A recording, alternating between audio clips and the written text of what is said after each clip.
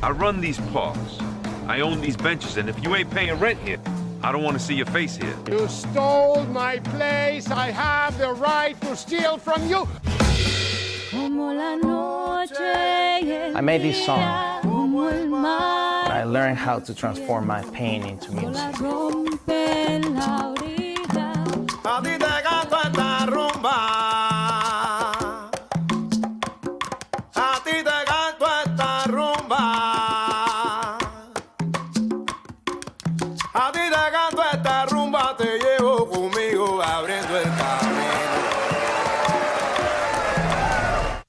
That was just a look at Rumba Love from Vision Films, out this Friday in conjunction with Hispanic Heritage Month.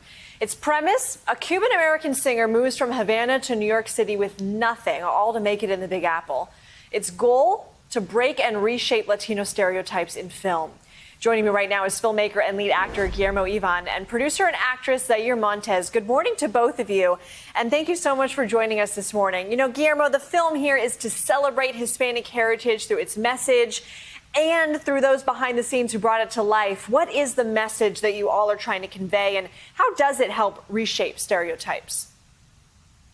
By the way, thanks for having us with you this morning. I love the way you introduce the film. I think that the mission that we have with this film is to reshape the archetype of Latinos. I mean, usually we're portrayed as somebody who brings, violence.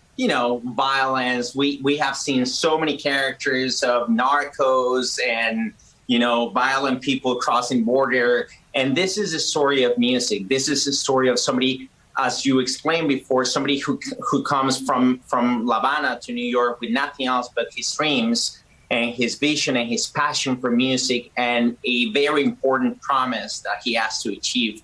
And he's going to face everything. He's going to face isolation. He faces a lot of challenges, but he never gives up. And I think that that's one of the qualities that we have as Latinos, as immigrants here to this country. We continue just doing whatever it takes, whatever is necessary to achieve our dreams. And yet we celebrate that. Even the bad moments, we celebrate with music, with dancing. That's a very Latino thing. So that's the message that we want to put out there. And Zair, as a Latina actress and producer, you say it's your priority to empower other Latinas. How does this movie and your role serve that purpose?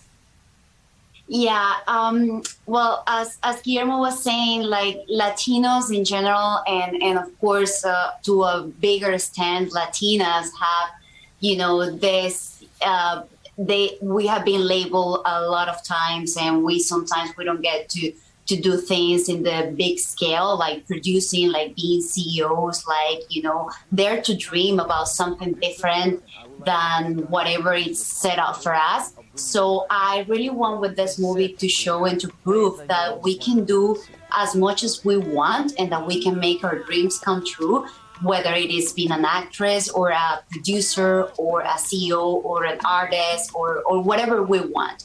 And I want the young Latinas, especially those who are just, being told what to do, that they can also have a voice and that they can do whatever they dream and that it is possible. And we're trying to reshape this is an American dream story told differently in an unconventional way.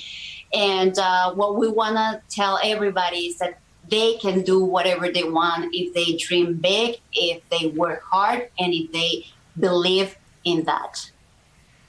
Well, you guys are teasing a happy ending, but I know that we're going to have to watch the film. Tell us how people can watch it on Friday. So Friday, we're going to be out in movie theaters in New York City, and Miami, Orlando, Los Angeles, and Dallas. And if you cannot go to a movie theater, you can also watch it on VOD. It's going to be on demand in several platforms. You can go visit rumbalovemovie.com and find all the information in there as well. Awesome. Guillermo and Zair, so good to have you on early this morning. Thank you for sharing your beautiful film with us, and good luck to both of you. Thank you. We are going to start a new hour on MSNBC right now.